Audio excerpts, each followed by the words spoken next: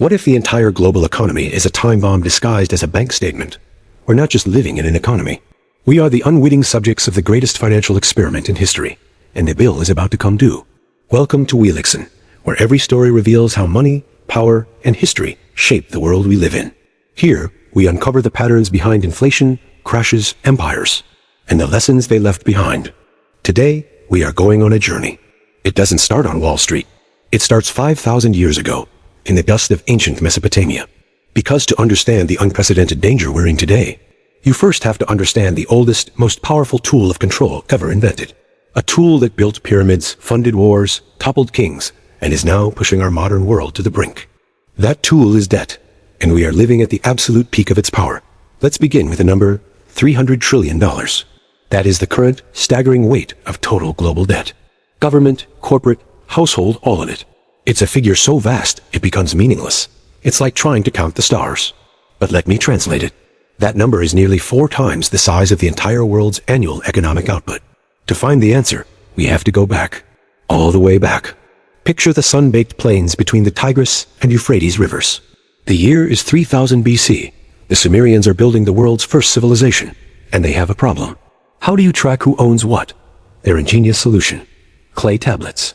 They would inscribe marks into wet clay to keep records. Now, here is the pivotal discovery archaeologists made. The very first written language wasn't used for epic poetry or laws. Its primary purpose was bookkeeping. These ancient tablets are ledgers. You owes the temple 30 bushels of barley. The merchant owns the shepherd 5 goats. Debt, in its most primal form, was the midwife of civilization itself. But from the very start, there was a terrifying flaw in the system. These societies understood that if debts piled up indefinitely, the social fabric would tear. Farmers would become permanent slaves to the temple. Families would be destroyed. So they instituted a radical solution: the debt jubilee. Every few decades, a new king would rise and declare all debts null and void. Slates were wiped clean.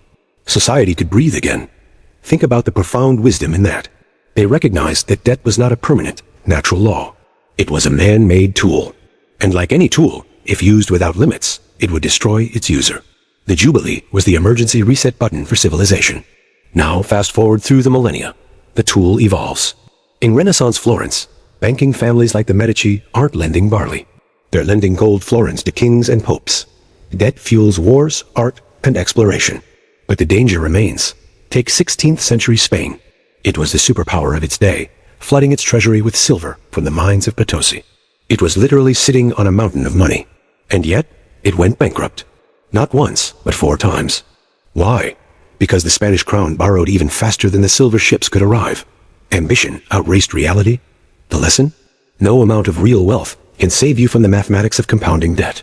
It is a lesson every empire since has had to learn the hard way. But the story of modern debt, our story, really begins in the ashes of the 20th century's wars. After World War I, the victorious Allies imposed crushing reparations on Germany through the Treaty of Versailles. The figure was 132 billion gold marks, an impossible sum. Germany's response? It turned to the only tool it had left, the printing press. It tried to pay its debt not with real productivity, but with paper. You know what happened next? Hyperinflation. By 1923, it took a wheelbarrow of banknotes to buy a loaf of bread. Lifetimes of savings were extinguished in weeks. That economic hell didn't just cause poverty. It bred a deep national humiliation and rage. It created the fertile ground for the political extremism that led to World War II. This is the second brutal lesson. Unpayable debt doesn't just bankrupt nations. It can shatter societies. The world's leaders, terrified of a repeat, tried to build a stable system after 1945. At the Bretton Woods Conference, they crafted a new global order. The US dollar, backed by the vast American gold reserves, would be the world's anchor. All other currencies would peg to the dollar. It was a system designed for discipline. But discipline is fragile. By the 1960s, America was fighting the costly Vietnam War and funding massive social programs. It began printing more dollars than it had gold to back. France, led by President Charles de Gaulle, grew suspicious and started famously demanding gold for its dollar reserves. The system was cracking. Then, on a quiet weekend in August 1971, President Richard Nixon made a decision that changed everything. He closed the gold window. The US dollar, and by extension, the entire global monetary system, was untethered from any physical anchor. This was the Big Bang. This was the moment debt went from being finite to, in theory, infinite. Money was no longer a claim on gold. It was a claim on trust. And with that single act, the shackles were off. What followed was a 50-year debt supercycle. Every time the economy stumbled, the solution was the same: more debt and lower interest rates. It was a financial adrenaline shot. The 1980s? Reaganomics and massive defense spending ballooned the U.S. deficit. Developing nations, awash in cheap petrodollar loans, plunged into the Latin American debt crisis. The early 2000s? After the dot-com crash, interest rates were slashed to 1%, fueling a housing bubble built on subprime mortgages debt given to people who could never repay it. 2008? But the solution wasn't to purge the debt. It was to socialize it. Banks that made reckless bets were bailed out with trillions in new public debt and freshly printed central bank money. The losses were transferred from the balance sheets of the powerful to the future taxpayers to you. And since 2008, the experiment has gone into overdrive. We entered the realm of the surreal. Central banks invented quantitative easing, buying their own government's debt with money created from nothing. Interest rates plunged to zero and even below. In parts of Europe, you were charged to deposit money in a bank. Governments, seeing money as free, unleashed spending on a wartime scale, most recently during the COVID-19 pandemic. The result? That $300 trillion mountain. A mountain with some terrifying fault lines. Let's make it personal. Let's look at the three pillars holding up this shaky temple. Pillar 1, the sovereign trap. The U.S. national debt has blown past $34 trillion. Interest payments on that debt are now so large, they're about to exceed what the country spends on its entire military. America is borrowing money just to pay the interest on money it already borrowed.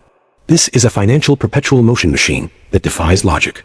In Japan, public debt is over 250% of GDP. In Italy and Greece, it remains a ticking bomb within the Eurozone. The game is clear.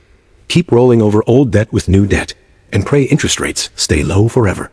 Pillar 2, the corporate mirage. Corporate America is drunk on cheap debt. For the last decade, why did stock markets soar even when real economic growth was mediocre? A huge reason is stock buybacks. Companies borrowed billions at near zero rates, not to build new factories or fund research, but to buy their own shares, artificially inflating their stock price and executive bonuses. They swapped equity for debt, making their balance sheets far more fragile. Now, with interest rates higher, that debt is getting more expensive to refinance. The mirage is fading. Pillar 3, the household squeeze. This is where you live. The American dream has been financed on a 30-year mortgage. But home prices have been inflated by decades of easy money. The average student loan debt is crippling a generation.